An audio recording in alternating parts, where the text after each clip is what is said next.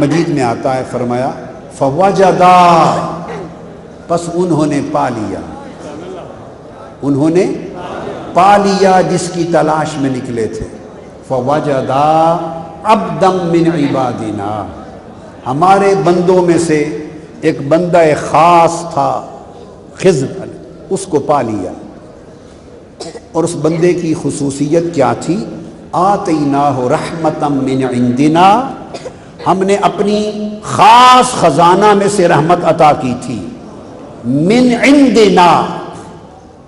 رحمتاً جب فرما دیا تو رحمت تو اللہ کی ہوتی ہے، مگر آتیناہ رحمتا من عندنا، یہ جو اندیت ہے یہ خزانہ خاص رحمت الہی کے خاص خزانے کا اشارہ ہے۔ اس رحمت کا حصہ دیا تھا۔ وَعَلَّمْنَاهُ مِن لَّدُنَّا عِلْمًا، اور اپنے خاص خزانے میں سے علم لدنی عطا کیا تھا۔ تو ولی کو اللہ کے خزانہ خاص میں رحمت خاصہ ملتی ہے، اور اس کے خزانہ خاص سے علم لدنی ملتا ہے۔ اور اس کی برکت اور علامت یہ ہے کہ موت حیات میں بدلتی ہے، مردہ دل زندہ ہوتے ہیں، یہ اس کی برکت میں سے۔ اب یہ جو میں نے عرض کیا من لدنا علما، اس کی تفسیر اب حدیث پاک کی طرف رجوع کرتے ہیں۔ صحیح بخاری اور صحیح مسلم متفق علیہ حدیث، صحیحین میں متفق علیہ حدیث اس مقام پر کتاب التفسیر میں آئی ہے۔ اس مقام کی تفسیر ہے جو آقا علیہ الصلوۃ والسلام نے فرمائی، اور جس کو امام بخاری اور امام مسلم دونوں نے متفقاً تخریج کی۔ آقا علیہ السلام نے فرمایا یہاں کہ خضر علیہ السلام نے حضرت موسیٰ علیہ السلام سے کہا، وہ علم لدنی لینے آئے تھے، انہوں نے کہا، اب یہ حدیث شریف، انہوں نے کہا انی اعلم من اللہ علم علمنی لا ينبغي لك ان تعلمه وانك تعلم علما من الله ولا ينبغي لي ان اعلمه۔ کہا ہے موسیٰ علیہ السلام، کچھ علم وہ ہے جو اللہ نے مجھے عطا کیا ہے، ضروری نہیں کہ وہ علم آپ بھی لے لیں، اور کچھ علم وہ ہے جو اللہ نے آپ کو عطا کیا ہے، اور ضروری نہیں کہ وہ علم میں بھی لے لوں۔ اس حدیث پاک میں آقا علیہ الصلوۃ والسلام نے اس امر کی تصریح کر دی کہ نبی کو جو علم بالوحی نصیب ہوتا ہے اس کے علاوہ بھی علم لدنی کی تفسیر فرمائی ہے۔ اس علم بالوحی سے جو بذریعہ جبرائیل اللہ کی طرف سے بشکل وحی علم اترتا ہے، اس کے علاوہ بھی ایک مصدر علم ہے جو بلا واسطہ جبرائیل عطا ہوتا ہے، جو اللہ پاک بلا واسطہ اپنے خزانہ خاص سے عطا کرتا ہے۔ جو اللہ علم بذریعہ جبرائیل عطا کرے پیغمبر کو، وہ علم وحی ہے، اور جو بغیر فرشتے کے واسطے کے براہ راست عطا کرے، جس کا ظاہر اور باطن میں بھی کوئی ذریعہ نہ ہو، وہ علم لدنی ہے۔ اس سے علم لدنی، اس علم کے علاوہ اس کا اپنا وجود ثابت ہوا کہ اولیاء اللہ کو علم لدنی ہوتا ہے، اور وہ پھر انبیاء کے لیے بھی ہوتا ہے اور اولیاء کے لیے بھی ہوتا ہے، مگر علم بالوحی کے علاوہ علم لدنی مستقل ایک باب ہے، وہ خواہ نبی ہو یا نبی نہ ہو، محض ولی ہو، علم لدنی نبی اور ولی ہر ایک کے لیے عام ہے۔ اولیاء کرام کو اللہ پاک یہ خزانہ عطا کرتا ہے، یہ علم باطن کا خزانہ ہے، یہ علم باطن کا خزانہ ہے۔ حضرت حذیفہ یمانی رضی اللہ تعالیٰ عنہ روایت کرتے ہیں، اور حدیث اپنی سند میں مرفوع ہے، مرفوعاً آقا علیہ السلام سے روایت کرتے ہیں کہ آقا علیہ السلام نے فرمایا، سألت جبریل عن علم الباطن فقال ما ہوا۔ حضور علیہ السلام نے فرمایا، حذیفہ یمانی رضی اللہ تعالیٰ روایت کرتے ہیں کہ میں نے جبرائیل سے پوچھا کہ اے جبرائیل، یہ علم باطن کیا ہے؟ فقال اللہ تبارک و تعالی، جبرائیل امین نے عرض کیا، یا رسول اللہ، اللہ رب العزت نے یہ بتایا ہے مجھے، علم الباطن سر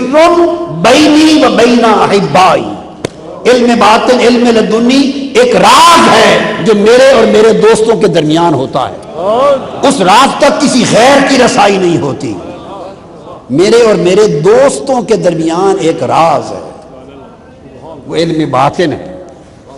حدیث پاک میں ہے جس سے تصوف نکلا ہے، آقا علیہ السلام نے فرمایا، اور یہ حدیث حضرت حسن بصری سے مرسلن مروی، اور میں دوسری روایت دے رہا ہوں حضرت انس بن مالک سے مرفوعاً مروی، آقا علیہ السلام سے مروی مرفوعاً، آپ نے فرمایا العلم علمان، علم جو مرفوعاً ہے ثابت فی القلب وعلم علی اللسان، فاما العلم الثابت فی القلب فذاک العلم النافع واما العلم علی اللسان فذاک حجت اللہ علی ابن آدم۔ آقا علیہ السلام نے فرمایا علم دو قسموں کا ہوتا ہے، ایک علم وہ ہے جو زبان سے جاری ہوتا ہے، آقا نے فرمایا جو علم زبان سے ادا ہوتا ہے، علم شریعت احکام ظاہر کا علم، وہ بنی نسل آدم پر حجت ہے، اس سے فرائض واجبات اور سنتیں ثابت ہوتی ہیں، اور وہ علم جو دل سے اجرا ہوتا ہے، وہ علم جو اس کو ساتھ لیے ہوتا ہے، وہ علم در حقیقت علم نافع ہے۔ اگر باطن کا نفع کسی کو نصیب ہوتا ہے تو علم بالقلب سے نصیب ہوتا ہے۔ حضرت عبداللہ ابن مسعود رضی اللہ تعالیٰ عنہ نے روایت کیا،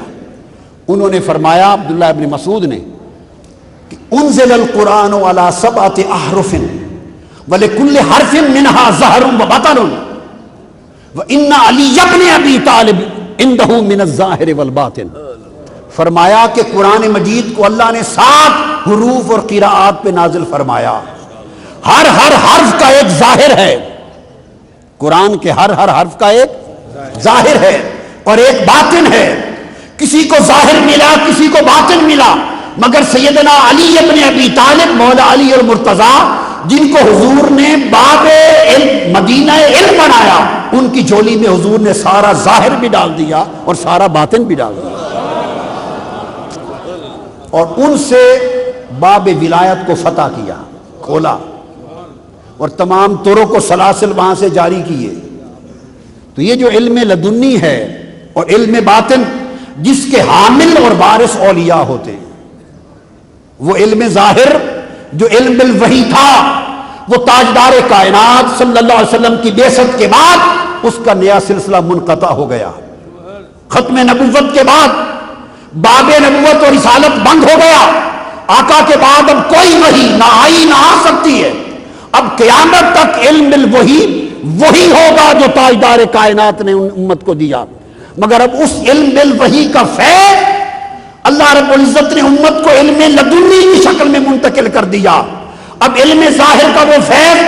چونکہ علم بالوحی کا بھی ایک باطن ہے اور ایک ظاہر ہے، علماء، مفسرین، مجتہدین، محققین، اساتذہ، متکلمین، قراء، یہ قرآن اور فرمان مصطفیٰ کے علم ظاہر کے حامل رہے، جس کو قرآن نے کہا یتلو علیکم آیاتہ، کچھ تلاوت آیات کے وارث بنے، کچھ وَيُعَلِّمُهُمُ الْكِتَابَ وَالْحِکْمَةَ، تعلیم کتاب کے وارث بنے، کچھ تعلیم حکمت کے وارث بنے، کچھ وَيُعَلِّمُكُم مَّا لَمْ تَكُونُوا تَعْلَمُونَ، امور و اسرار کے وارث بنے، مگر یہ ساری وراثت میں ایک وراثت تلاوت آیات کے بعد فرمایا وَيُزَكِّيهِمْ، اور یہ اپنی نگاہ سے رسول تمہارے میلے کچیلے قلب و باطن کو نگاہ سے تزکیہ فرما دیتا ہے، تمہارے من کے اندھیرے دور کر دیتا ہے، جو کسی ریاضت سے اندھیرا نہیں جاتا، وہ نگاہ مصطفیٰ سے تمہارے باطن کی تاریکی نور میں بدل جاتی ہے، جو اس مصطفیٰ کی مجلس میں بیٹھتا ہے وہ بلا ریاضت صاحب نور ہو جاتا ہے، جو مصطفیٰ کی نگاہ کا فیض پاتا ہے وہ بغیر مجاہدہ کے ظاہر و باطن منور ہو جاتا ہے۔ ارے جس کی لاٹھی مصطفیٰ کی مجلس میں پڑی رہے، رات کے اندھیرے میں سر جائے تو لاٹھی چمکنے لگتی ہے۔